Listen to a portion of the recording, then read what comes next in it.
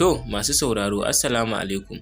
Shahararriyar jaruman nan ta masana'antar shirya fina-finan Hausa ta Kannywood wato Maryam Yahaya. Ita ma wannan karo ba a barta a baya ba, ta saki fitattun bidiyoyinta yayin da za mu kai ku ga bidiyoyin kamar haka. Sai ku zauna domin ku kalla.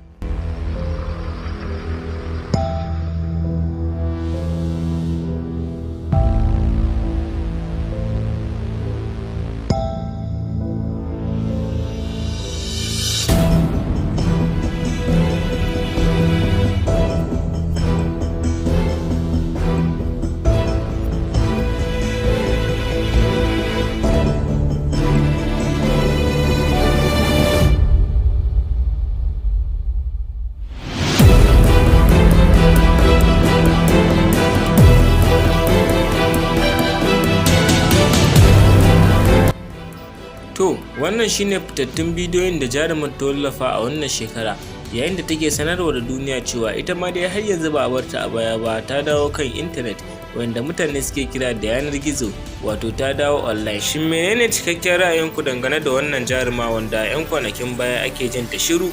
Wasu ma sun bayar cewa ta daina harkar social media, sai dai a wannan karo ta faso da zafinta. A nan muka karkare muku tabarmar shirin namu ne, muke cewa kware da mu a wani shirin namu na gaba. Mun gode.